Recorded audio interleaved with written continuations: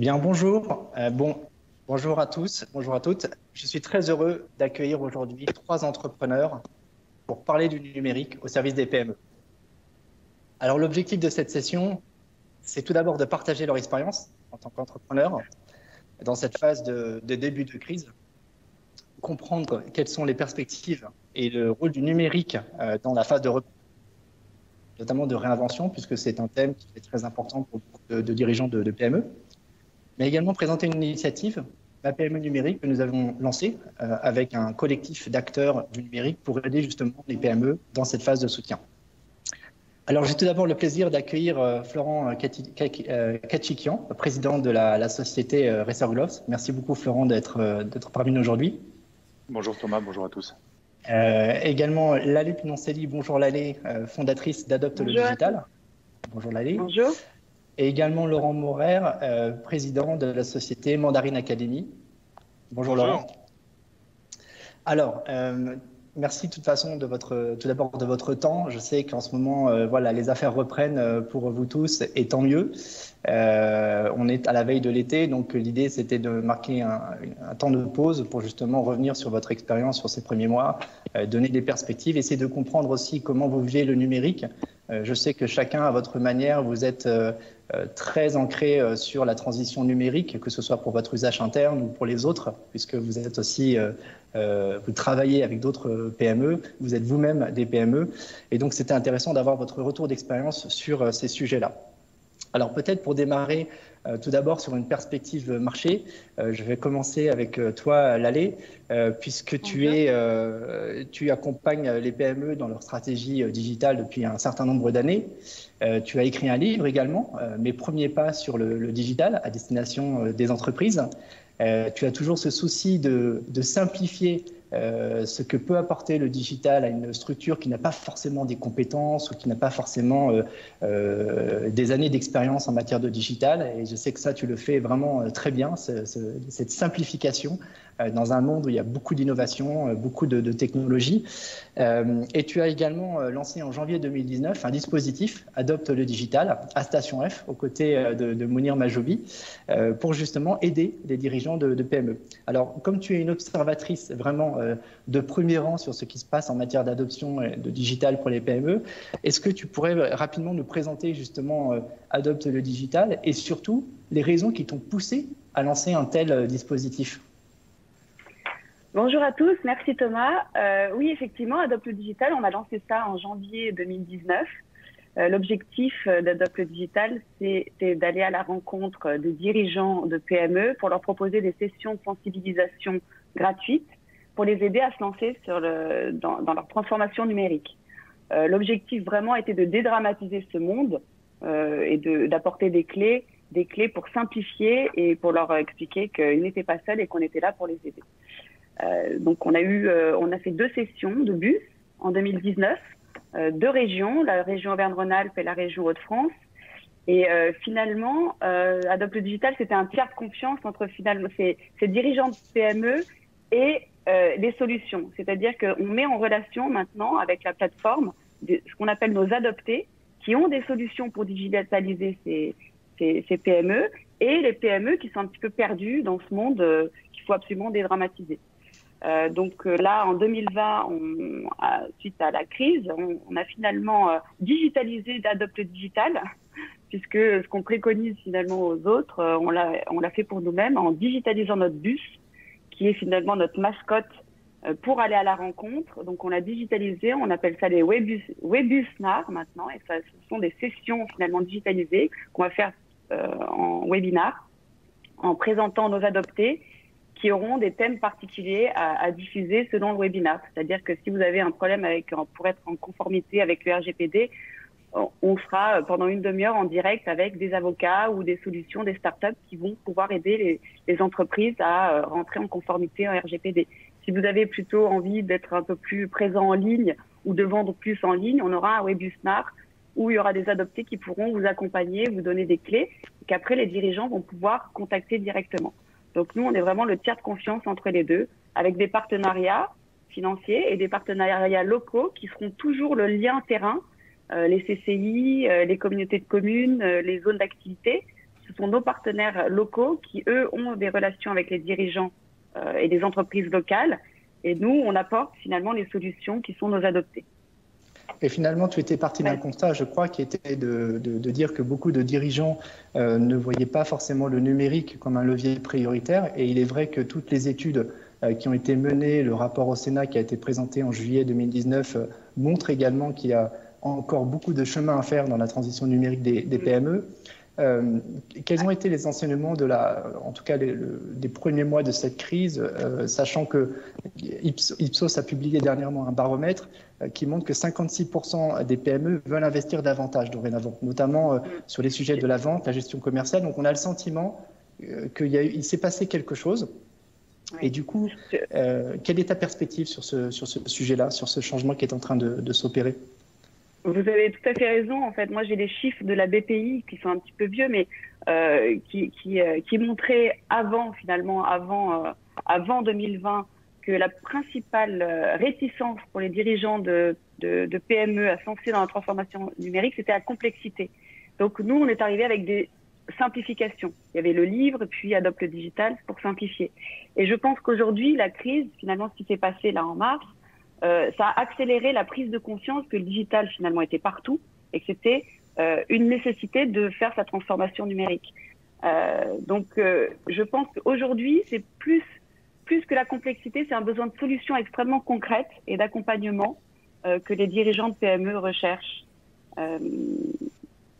pour lancer leur transformation numérique. Parce qu'on a bien vu que finalement, ce n'était que des outils. Qu'est-ce qui s'est passé pendant le confinement? Alors, on a eu naturellement le télétravail. On a digitalisé le travail, mais enfin, on est resté en contact entre collaborateurs. Les profs et les élèves, naturellement, sont restés en contact. Donc, on n'a pas appelé ça forcément la digitalisation de l'éducation.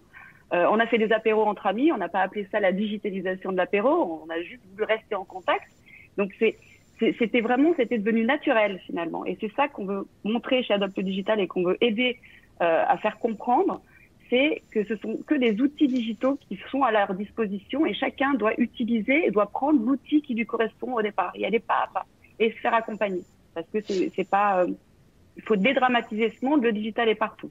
Donc la transformation numérique, je suis certaine qu'il y a plein de dirigeants qui nous écoutent qui se rendent peut-être pas compte mais qui l'ont déjà fait d'une certaine manière à une certaine étape dans un certain domaine. Alors pas tout, mais moi j'ai vu beaucoup de patrons qui me disaient moi j'ai pas de data, je suis en B2B, je suis une PME industrielle, c'est pas pour moi la digitalisation.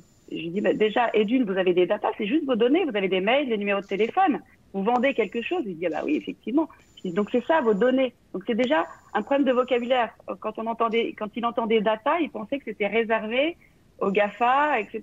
Alors que simplement réaliser que ces données, c'est avoir ses mails, ses numéros de téléphone. J'ai pas besoin de CRM. Si, parce que vous avez des relations avec vos fournisseurs, même si le produit final, finalement, c'est le consommateur. Vous avez vos propres clients. Si vous vendez de l'acier, bien sûr que l'acier qui va atterrir dans une chaise, vous n'avez pas le client final, mais vous avez vos propres fournisseurs, donc il faut les gérer. Il faut avoir un CRM pour savoir qui j'ai appelé quand, comment, est-ce qu'ils sont intéressés, quel est le stock, quand est-ce qu'il faut que je les rappelle, ou bien simplement ça peut être de mettre, il y a plein d'outils de maintenance prédictive. Donc il y a eu un dirigeant industriel à Cluse qui était un décolleteur qui a été très intéressé par une solution en disant on peut mettre un boîtier sur ma machine et moi derrière mon ordinateur je vois si elle vibre trop, si elle chauffe trop, si elle va tomber en panne. Donc si elle tombe en panne, ça me coûte tant d'argent pour la réparer.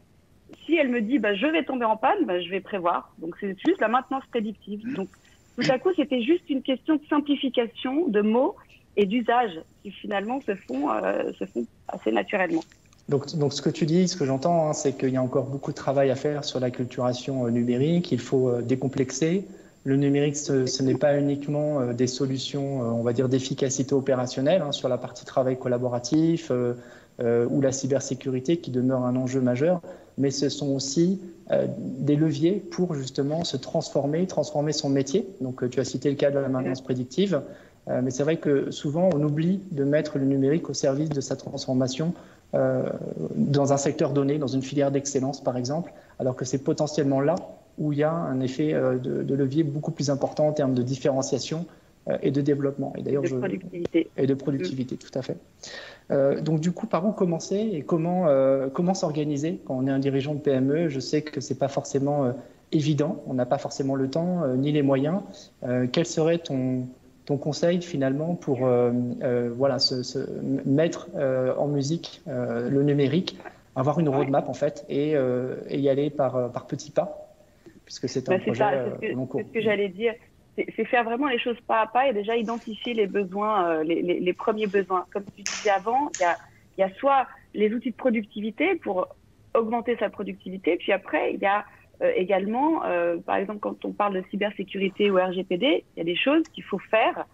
C'est peut-être l'une des premières étapes à faire déjà quand on a une entreprise. C'est est-ce qu'on est en conformité avec le RGPD? Là, on a entendu que oui, le digital, avec la crise, ça allait prendre beaucoup d'ampleur, etc. Mais ce qu'on a vu également, c'est que d'un point de vue chiffre, il y avait encore, je crois que je ne veux pas dire de bêtises, mais je crois que c'est encore que 10% des entreprises qui sont en conformité.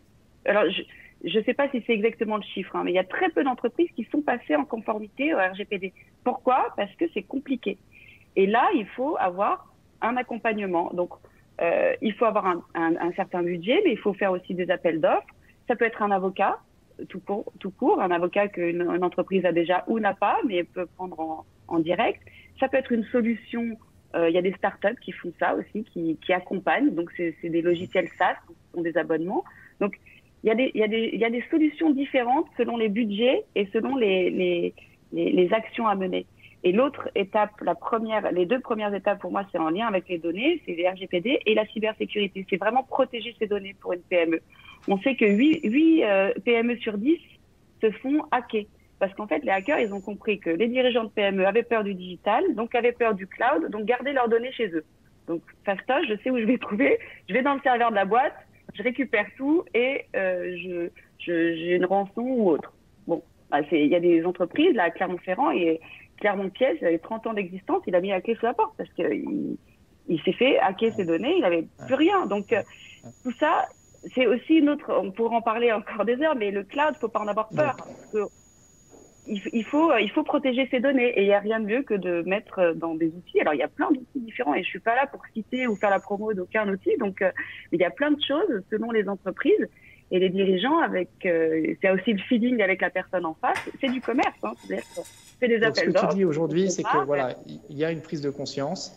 Les sujets sont clairement identifiés. On en a cité quelques-uns. Et ton conseil, vraiment, voilà, c'est de se faire accompagner, de faire un diagnostic et de poser les pierres les unes après les autres. Voilà, je pense effectivement, c'est un message aussi positif et très factuel du marché. Alors justement, pour continuer à illustrer ce qui se passe et puis donner un peu de perspective, je voudrais donc tout d'abord merci beaucoup Lalé pour ces perspectives et je souhaite beaucoup de succès à Adopt le Digital. Côté Microsoft, nous on est vraiment avec toi sur ce dispositif. On croit beaucoup à la proximité régionale. D'ailleurs, aujourd'hui, je crois qu'on est tous en région. On a Laurent qui est à Tours, toi qui es à Lyon, Florent qui est à Salon de Provence et moi qui suis à Briançon. Donc, c'est vraiment une keynote qui est 100% régionale, en plus d'être 100% digital et 100% PME.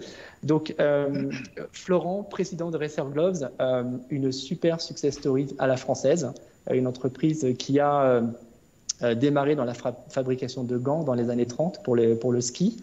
Et justement, à Briançon, il y a à Serre-Chevalier, il y a beaucoup d'utilisateurs de vos produits. Et puis, une diversification à marche forcée sur la moto, l'équitation, le VTT, tout un tas de domaines, l'internationalisation. Et aujourd'hui, Racer, qui est une boîte voilà, peut-être une vingtaine d'employés, plus de 7 millions de chiffres d'affaires. Comment est-ce que déjà, comment l'équipe Racer va-t-elle et comment as-tu traversé, toi, ces premiers mois de crise, sachant que tu avais déjà investi sur le numérique, mais comment va l'équipe? Bonjour Thomas et bonjour à tous. L'équipe va bien. Ça a été une période, je dirais, sur laquelle on a renforcé nos liens entre les collaborateurs et collaboratrices et puis moi. J'étais plus présent forcément puisque beaucoup moins de déplacements. Donc le fait d'avoir mis en place pas mal d'outils l'année dernière et notamment Teams, pour pas le citer, ça a renforcé les liens et la communication entre l'ensemble des collaborateurs. C'est déjà un bon point parce qu'on a des problèmes de communication. Et puis moi. On a même, tout début du confinement, j'ai même digitalisé les entretiens individuels. Donc ça a renforcé aussi les échanges, ça a permis aussi de se dire les choses entre nous. Et pour le coup, la période a été, je dirais, ça nous a renforcé, ça a accéléré aussi beaucoup de choses en termes de projets de développement. Donc ça a été plutôt positif. Et la reprise derrière, on a eu une belle reprise en B. Donc pour l'instant, je croise les doigts. Voilà, ça continue. Alors c'est vrai que le fait de travailler sur d'autres univers, le vélo, pratique du VTT aujourd'hui en montagne est en croissance incroyable. Pareil, le vélo, mobilité urbaine, c'est des gros enjeux pour aujourd'hui et demain. Donc ça renforce notre diversification et ça renforce notre croissance en termes de chiffre d'affaires. Alors justement, donc toi, tu es arrivé il y a quelques années chez Racer. Tout de suite, tu as vu le potentiel de diversification pour étendre la gamme de produits. Est-ce que tu peux revenir un petit peu sur les grands moments des Racer et surtout, qu'est-ce qui t'a poussé à innover et à accélérer finalement le développement de la société? Alors, quand j'ai repris la société donc en 2014, on était 4 collaborateurs avec un vrai savoir-faire textile, gantier. Et quand je me suis aperçu de ce potentiel-là, de suite, je me suis rapproché des centres de recherche, donc le CEA notamment, et je leur ai proposé, voilà, nous on a un vrai savoir-faire textile, vous avez un vrai savoir-faire techno, vous savez faire, vous pouvez me proposer différentes solutions autour du gant connecté. Voilà, les cibles, l'industrie, le BTP, le sport, qu'est-ce que vous avez sur l'étagère et qu'est-ce qu'on peut intégrer dans nos gants? Et c'est comme ça en fait que le projet a démarré. Et pour eux, c'est très compliqué le textile. Le design d'un produit, c'est pas du tout leur code. Et ça a renforcé nos liens avec eux et ça nous a permis de diversifier nos produits et d'amener de la valeur ajoutée et du service à nos produits et de proposer derrière des gants connectés pour la moto, des gants connectés pour le ski, des gants connectés pour l'industrie. Et ça, derrière, le marché a adhéré et il nous a fait confiance. Il nous confie des projets d'exosquelettes, par exemple, qui n'étaient pas du tout notre corps de métier au départ. Mais ce savoir-faire textile nous a amené, en mélangeant la mécanique, en mélangeant les nouveaux matériaux et puis l'électronique, ça nous a permis de renforcer notre croissance et de se diversifier et d'être moins en risque sur des métiers liés au climat. Par exemple, le ski, c'était 80% du chiffre d'affaires il y a 5 ans en arrière, mais pas de neige, donc on porte pas de froid, donc on met pas de gants. Et c'était une fragilité pour nous. Et il fallait vite se diversifier pour continuer à croître. Alors du coup, tu as dû en même temps diversifier la gamme de produits. Je crois qu'aujourd'hui, vous avez une centaine de produits dans la gamme. Tu as dû recruter des nouvelles personnes aussi pour renforcer la partie recherche et développement. Tout ça, finalement, en très peu d'années. Et comment est-ce que le numérique t'a aidé justement dans cette montée en puissance de Racer? Alors, justement, on était donc 2014-2017. Première étape où on a recruté, on a diversifié nos activités et je me suis rendu compte de nos fragilités. Et c'est vrai, quand on est à 7 millions d'euros de chiffre d'affaires, on a vite fait d'aller à 5 et de descendre. Et par contre, moi, j'aimerais bien aller à 10. Et pour le coup, le pilier numérique et digital nous manquait. Donc en 2017, j'ai pris la décision de renforcer ces aspects-là. Donc de suite, on a changé de RP, on a mis en place des outils de communication, on a mis en place SharePoint pour faciliter les échanges entre les collaborateurs, mais aussi on a mis en place des outils pour mieux communiquer avec nos clients, mieux échanger avec eux, mieux les connaître et avec nos fournisseurs. Et par exemple, on a fait un scan pour la main, donc aujourd'hui, on a la capacité à numériser l'avant-bras à la main pour faire du sub-bio, pour proposer d'autres produits. Et ça, le client aujourd'hui est en demande. Et ça a permis de renforcer nos liens avec eux et de trouver des solutions, je dirais, à leurs attentes. Donc, tu as vu une augmentation du chiffre d'affaires liée à la connaissance des clients, liée au fait que vous avez une capacité à innover et à sortir des produits plus rapidement sur le marché. Donc effectivement, vous utilisez un certain nombre de solutions dans le cloud. C'est un parti pris qui a été fait très rapidement. Qu'est-ce qui a légitimé ou en tout cas encouragé ce passage au cloud, hein, que ce soit pour les outils de gestion, les outils collaboratifs, même l'hébergement des bases de données. Donc, qu'est-ce qui a motivé ce choix? Je sais que dans tes équipes, tu as 1 ou 2 personnes qui sont très actives sur le sujet. C'est intéressant de comprendre aussi qu'est-ce qui fait que ça fonctionne. Finalement, le passage au cloud dans une petite structure, à quoi ça tient en fait? Je crois que Lalé a bien résumé ça tout à l'heure. C'est que déjà, c'est la peur de perdre ses données. Ça peut arriver à tout le monde, ça peut arriver à des grands groupes comme des PME.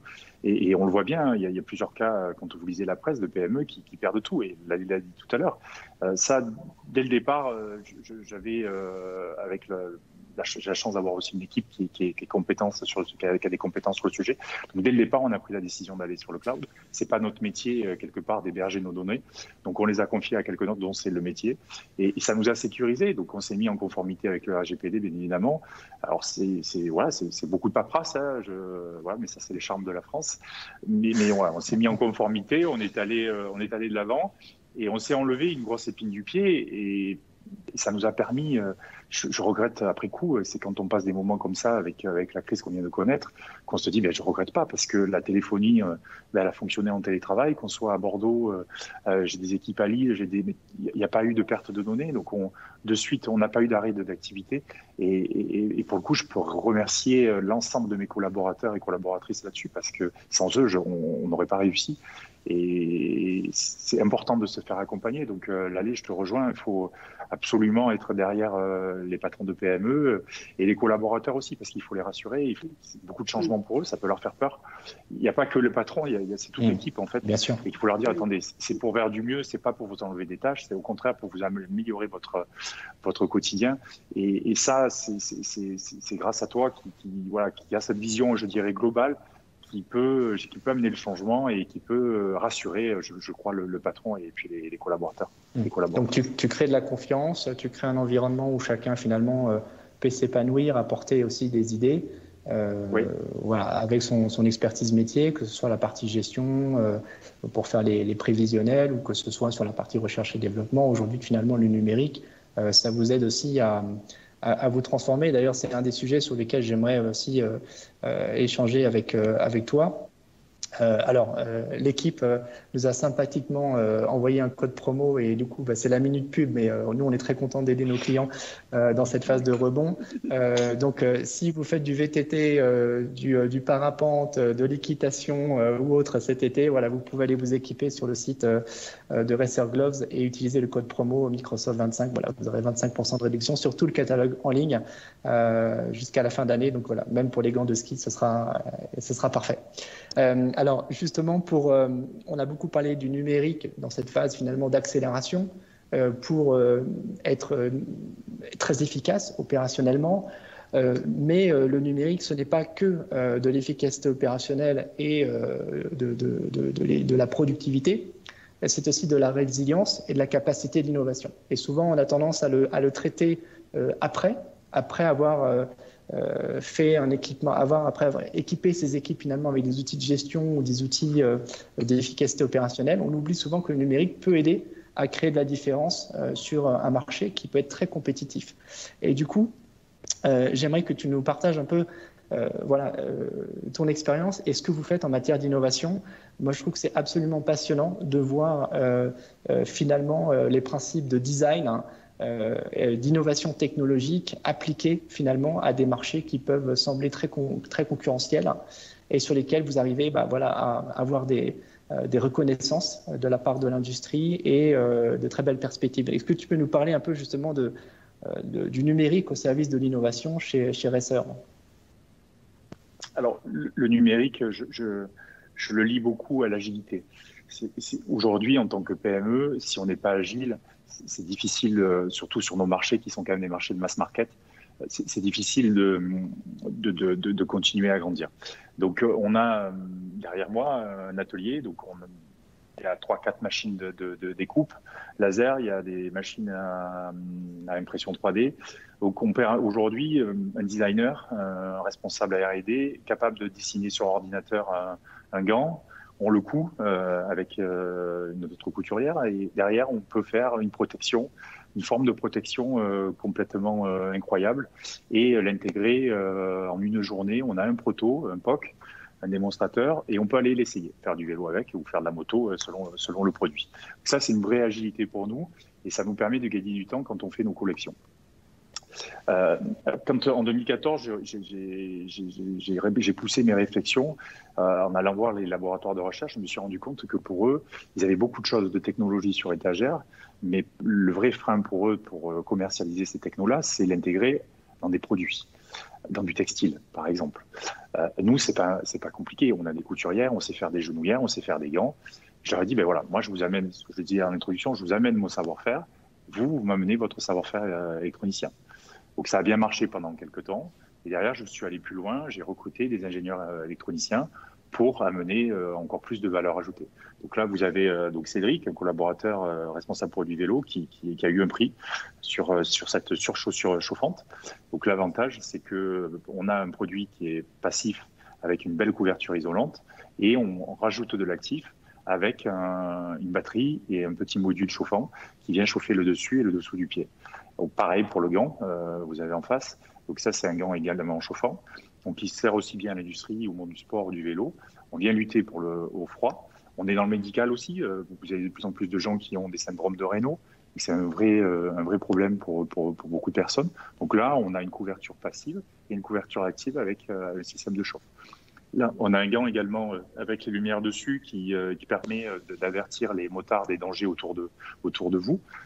Ça ressemble à un gant. Par contre, vous avez un petit côté électronique avec les quelques LED que vous voyez sur le côté qui permet d'amener un service supplémentaire à l'utilisateur. Nous, derrière, on récupère de la donnée. On voit derrière les zones de danger. On arrive à identifier les zones de danger, les virages notamment, et on avertit les gens qui roulent qu'il y a un danger imminent et qu'il faut qu'ils ralentissent. Donc c'est un vrai vecteur de service, de valeur ajoutée à nos produits, et ça nous permet de nous différencier de la concurrence qui était somme toute rude aujourd'hui. Donc finalement, vous êtes en train de créer un marché avec ce gant connecté. Vous avez créé une communauté, donc vous avez dû développer une application, il va falloir animer cette communauté, tu collectes de la donnée, quelque part cette donnée tu pourras à un moment donné la monétiser avec des services, un abonnement, donc c'est un changement aussi de modèle économique. Comment tu vois la suite du coup avec ce type de produit qui devient un service? L'idée c'est, nous, tous ces types de produits aujourd'hui, on est sur la sécurité. Donc, il faut absolument que le service qu'on va amener aux clients soit proche du gratuit. Parce que la sécurité, ça n'a pas de prix, certes, mais à un moment donné, il faut que ça soit accessible pour tous. Donc, l'idée, c'est de aussi proposer de monter en valeur ajoutée et derrière, en monétisant les datas, de rétribuer quelque part l'argent récolter de ces datas-là aux clients et d'avoir un prix public qui soit cohérent avec le produit et le service. C'est un peu le leitmotiv qu'on a aujourd'hui sur nos produits et c'est ce qui tend, à mon sens, c'est là où on doit aller. Il y a l'airbag aussi de plus en plus, on en parle. Il faut proposer du service, mais il faut que ça soit cohérent en termes de prix, sinon les utilisateurs ne pourront pas accéder à ça et la sécurité, tout le monde a droit à la sécurité. Voilà. Alors, dans les facteurs clés de succès que tu as cités, alors effectivement, il y a ta curiosité personnelle. Hein, je sais que tu pousses beaucoup les équipes, tu es toujours en train d'injecter de l'innovation dans les échanges. Tu nous as partagé également le fait qu'il fallait recruter des profils qui ne sont pas forcément traditionnels dans une industrie qui a, vous existez depuis les années 30, hein, donc on est bientôt à la centaine. Donc ça veut dire aussi qu'il y a aussi cette capacité à se réinventer, à se challenger en faisant rentrer des personnes qui ne sont pas forcément du sérail. Donc ça, c'est quelque chose aussi qui est assez intéressant. Et enfin, l'innovation par l'écosystème. C'est vraiment quelque chose sur lequel il y a eu beaucoup d'encre qui a coulé. J'en parlerai aussi tout à l'heure. On essaie de créer une communauté autour des solutions pour les PME. Mais en tout cas, tu as vraiment travaillé avec la recherche et développement, souvent une recherche française qui est déconnectée de l'application, des cas d'application. Ce n'est pas forcément le cas dans d'autres pays, mais en tout cas, nous, on a une recherche qui est forte, mais il faut l'appliquer maintenant. Du coup, comment vois-tu la suite pour Racer en termes d'innovation et de numérique? On avait rapidement échangé sur l'Internet des objets, sur la réalité mixte. Quels sont les prochains sujets qui vont animer l'équipe? Alors là, on a deux enjeux. Le premier, c'est sur la mobilité urbaine. Je pense que là, on le voit à travers le changement politique de nombreuses villes françaises, mais c'est le cas aussi à l'étranger, notamment l'Europe. Il y a un gros enjeu sur la mobilité, il y a un gros enjeu sur le vélo. Donc, nous, en tant qu'acteurs de la protection, on doit être présents. Donc, là, pour le coup, on va créer une nouvelle gamme pour les utilisateurs de 2 roues et de 3 roues, motorisés ou non, électriques ou non. Et on va aussi proposer une gamme destinée en B2B, je dirais, aux livreurs qui, à mon avis, dans peu de temps, vont devoir abandonner leur camion pour passer en vélo cargo et autres moyens. Donc il y a un vrai enjeu là-dessus. Et derrière, il y a un vrai enjeu aussi autour de l'industrie, où on parle de cobotique, de robotique, donc numérique. L'idée, c'est de pouvoir faire cohabiter l'humain et le robot. Et pour le coup, la meilleure cohabitation, c'est que les deux soient proches, soient ensemble, réalisent des tâches ensemble. Et le meilleur moyen que ça fonctionne, c'est de pouvoir connecter des gants. Donc les gants, l'opérateur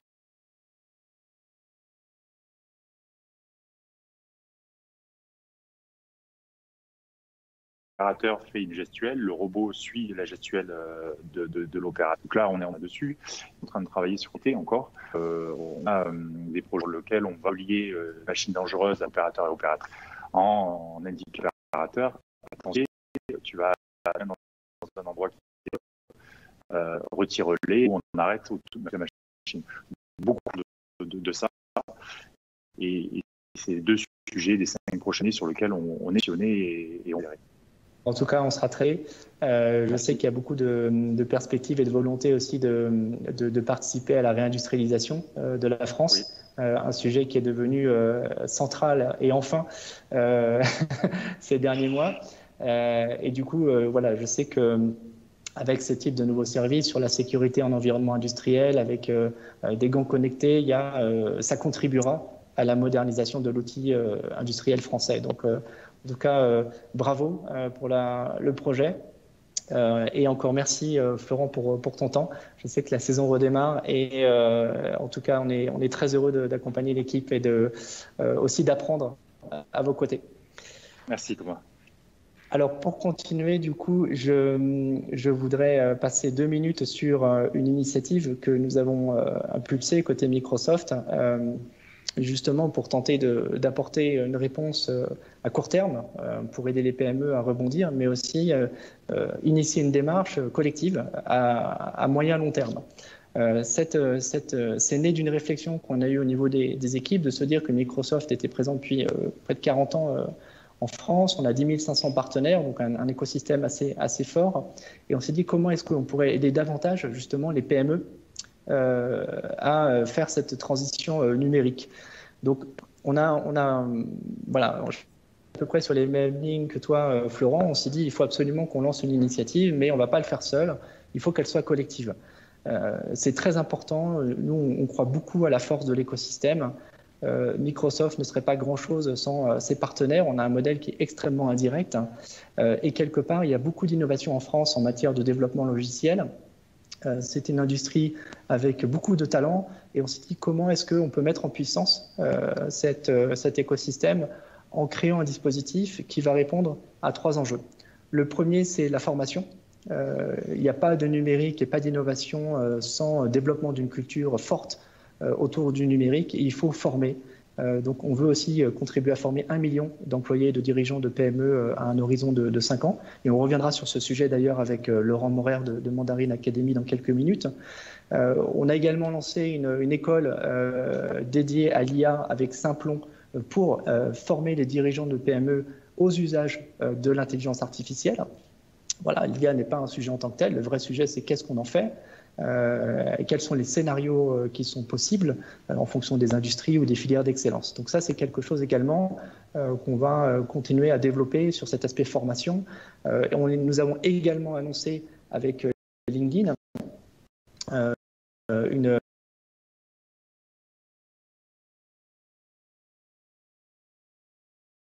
un dispositif complet pour 5 millions dans leur recherche sur la donnée du numérique.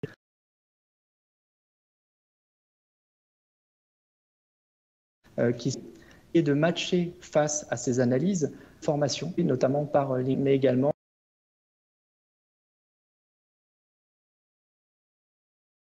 via les développeurs pour les dispositifs, tout un investissement qu'on veut faire et aussi simple possible et que ce local possible, même si bien entendu on va passer par le numérique.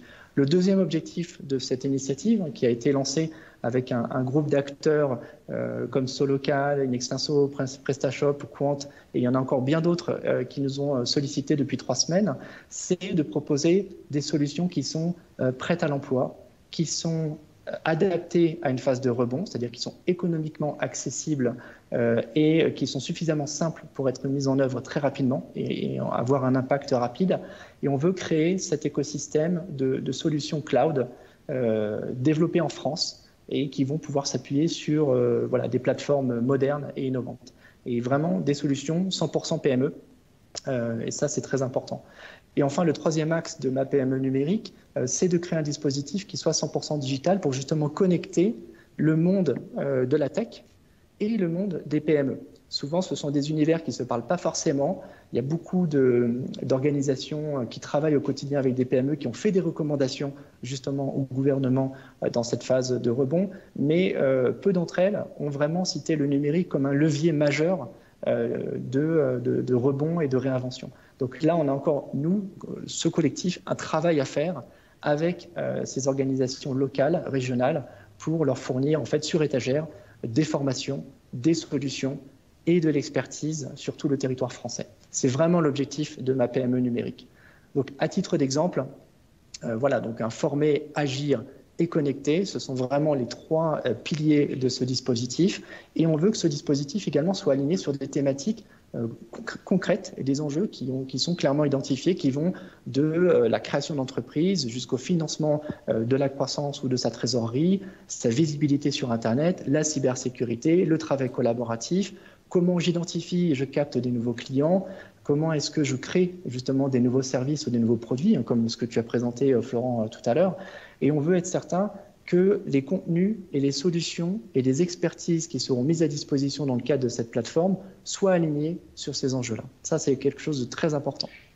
Alors, bien entendu, ça va être itératif. On n'a pas la prétention, on avance avec beaucoup d'humilité sur ce dispositif qui est vraiment en écosystème. On a besoin d'apprendre également les uns des autres, en tant qu'acteurs du numérique. On a besoin de comprendre bien mieux également les freins des dirigeants de PME, de comprendre leurs enjeux. Et c'est pour ça que c'est un dispositif qui va grandir dans le temps. Alors justement, pour illustrer ce dispositif et parler un peu de la formation, j'ai le plaisir d'accueillir Laurent Maurer. Alors Laurent, tu as été un des piliers finalement de cette initiative collective, puisque c'est Mandarine Academy qui va gérer la mise en place du MOOC, de la plateforme de formation Ma PME numérique. Alors d'abord, est-ce que tu peux peut-être nous dire quelques mots sur Mandarine Academy et puis finalement tes observations sur la formation au numérique. Tu es un observateur privilégié également. Est-ce que tu peux nous dire quelques mots sur la société et tes observations? Bien sûr. Donc je suis Laurent Maurer, le dirigeant de Mandarine. Et Mandarine Academy a été créée en 2008 avec un objectif, c'est d'accompagner les utilisateurs sur la prise en main de nouveaux logiciels, justement pour accompagner cette transition vers ce numérique, en mettant un point qui est important, c'est l'humain. Dans la formation, l'humain est important. On ne peut pas tout digitaliser, sinon ça n'a pas de sens. Il y a des personnes qui vont aller très vite, apprendre vite, mais d'autres personnes, il faut passer plus de temps et faire de la pédagogie et amener de l'humain dans cet échange. Donc on a construit l'entreprise autour de ce modèle en animant énormément de sessions en webconférence. Donc ça fait 12 ans qu'on fait de la webconférence. On a plus de 500 000 utilisateurs animés qu'on a formés en webconférence. Donc un vrai savoir-faire sur ce sujet-là. Et avec un enjeu et une transformation qui s'est faite dans le temps. Parce que quand on a commencé, au niveau de la formation c'était... L'enjeu, c'est le présentiel. c'était en 2008. Vous vous rappelez, il y a une petite crise en 2008. Et donc, d'un coup, les budgets se sont réduits. Et c'était la question, mais comment on arrive à former beaucoup de personnes réparties dans le monde en limitant les coûts? Donc, la notion du digital est venue et la notion de la webconférence a commencé à bien démarrer, heureusement pour nous, puisqu'on s'était lancé quand même sur ce créneau. Et c'est une transformation qui est continue et en permanence. On se rend compte par rapport à la réaction des personnes qui se mixent, ce digital et cet humain est de plus en plus fort. La culture des nouveaux apprenants est très digitale. Donc du coup, il faut pouvoir répondre à ces nouveaux apprenants et puis aussi répondre aux personnes qui subissent cette digitalisation et donc vraiment de les accompagner plus fortement et de trouver ce beau mix entre les deux. Et en 2015, on a fait une plateforme où on s'est dit il y a un enjeu très très fort sur l'adoption des usages autour d'Office 35, il faut que ça soit accessible à tous. Donc on a créé une plateforme de mixant beaucoup de digital, donc de la vidéo. La formation en vidéo, c'est quand même une transformation très très importante parce que les gens cherchent de plus en plus des formats courts au niveau des formations. Le e-learning existe depuis longtemps, mais ça a duré énormément de temps, les gens abandonnés. Maintenant, on cherche de l'instantané. C'est un mode de consommation qui est de plus en plus ancré en nous. Donc du coup, on a créé une plateforme sur le sujet d'adoption de Microsoft 365. Avant, ça s'appelait Office 35, maintenant c'est Microsoft 35. Donc, sur l'ensemble de ces sujets et la richesse de cette approche en montrant les bénéfices et l'intérêt d'utiliser ces produits. Et en 2016, on a eu un vrai tournant digital. On s'est dit notre métier il est très quand même orienté sur le service, la création de contenu, l'animation de sessions. Et on s'est rendu compte que si on veut pouvoir se transformer dans le temps, il faut qu'on apporte notre propre solution. Donc, on est devenu éditeur de notre solution de logiciel. Et d'ailleurs, c'est une réflexion de beaucoup d'entreprises qui développent du logiciel pour leur usage interne, qui est de la propriété intellectuelle et finalement qui commencent aussi à créer des nouveaux services autour du logiciel. On dit souvent que le logiciel mange le monde. C'était une expression qui a été utilisée. Mais il est vrai qu'il y a du logiciel un peu partout. Donc ça a été un virage dans votre modèle économique également, c'est ça? Alors, un gros virage dans le modèle économique parce qu'il y avait un enjeu de passer de vente de services à un modèle qui devient de plus en plus récurrent. Donc de pouvoir travailler avec le client sur le long terme. Les projets de formation étaient vus de plus en plus. On fait une formation de 5 jours. Et puis après, les gens sont plus formés pendant 2 ans, 3 ans. C'est plus la réalité. Il faut accompagner les gens en permanence. Il y a une transition, une transformation qui se fait. Donc, il faut durer. Et c'était important pour nous d'avoir notre logiciel qui avait un gros travail sur la communication, sur les modèles de vidéo. Et aussi, on a monté un partenariat avec l'Université de Lille.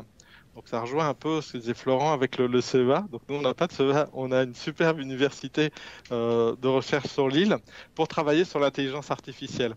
En fin de compte, de pouvoir mettre en place des modèles d'adaptation de contenu et puis de recommandation de contenu de formation par rapport au profil des gens. Et on revient sur cette notion de la data qui est de plus en plus importante pour pouvoir avoir ce ciblage. Alors, en 1 minute, ma PME numérique, du coup, vous avez pu capitaliser sur toute votre expérience. Est-ce que tu peux nous dire 2 mots sur ce que vous annoncez aujourd'hui? Alors, si vous cherchez sur Internet ma PME numérique, vous allez tomber sur ce portail. Un travail extraordinaire qui a été fait justement grâce aux outils digitaux entre cette idée que Thomas a construit chez Microsoft et sur lequel on a complètement adhéré et qu'on s'est énormément impliqué pour pouvoir lancer ce portail aujourd'hui. Donc avec l'objectif que tu as très bien décrit, qui est d'apporter du concret. Donc c'est un collectif, les sessions sont animées en webconférence avec des contenus vidéo, donc on remixe l'humain et le digital, et sur une multitude de sujets, et ces sujets apportent des solutions concrètes. Donc PrestaShop va parler du e-commerce, parce qu'ils sont très bien placés pour en parler. Solocal, donc avec ce page jaune, on va parler de la visibilité sur Internet, une extraso sur la partie gestion. Et donc, on va retrouver de plus en plus d'acteurs qui vont animer des sessions pour pouvoir accompagner l'ensemble des dirigeants ou des décisionnaires dans les PME pour leur montrer des choix avec évidemment des éléments très concrets et une facilité de mise en œuvre. Super. Et donc c'est lancé aujourd'hui, donc vous pouvez vous inscrire. C'est accessible, on peut y aller. On peut y aller, c'est lancé. Super. Bon, écoutez, parfait. Moi, j'ai été ravi vraiment d'avoir d'échanger avec vous, d'avoir ces feedbacks. Je retiens plusieurs choses. La première, c'est que rien n'est impossible, mais il faut avancer en écosystème. Beaucoup de dirigeants de PME sont seuls. Il faut absolument se connecter à un écosystème pour avancer sur le numérique. Deuxième point, on a beaucoup évoqué les outils, c'est bien, mais ça ne fait pas tout. Il faut une forte volonté du dirigeant pour créer les conditions du rebond et de la réinvention. Et je pense que voilà, ce que Florent et Laurent vous avez fait au sein de vos entreprises, c'est typiquement ça. Même l'aller à une échelle un peu différente, hein, mais en tout cas digitaliser les bus. Apprendre à apprendre également. Il y a une vitesse d'innovation des cycles de plus en plus courts. Il faut absolument construire cette culture de l'apprentissage. On en a parlé tout à l'heure et je suis persuadé que le micro-learning, le MOOC que tu as présenté, Laurent, aideront aussi les PME à se former. Et enfin, encourager l'innovation. Ça, c'est très important. Il y a eu quelques exemples tout à l'heure. Il y a de plus en plus de technologies qui permettent de s'approprier ou de développer des applications sans forcément savoir coder. Il y a beaucoup de choses aussi qui sont accessibles à des petites structures, ce qui n'était pas le cas il y a quelques années. Donc ça, c'est un changement de paradigme. C'est une opportunité, mais il faut encourager l'innovation au sein de ces équipes. En tout cas, j'étais ravi vraiment de vous accueillir aujourd'hui, d'échanger avec vous, d'avoir vos points de vue. Et je vous souhaite à tous et à toutes un très très bel été. Voilà, prenez soin de vous, de votre entourage, de vos équipes pendant cet été et dans cette phase de rebond. Merci beaucoup. Merci. Merci. Merci Lalé, merci Laurent, merci Florent. Merci Thomas. Au revoir, merci. Merci à tous.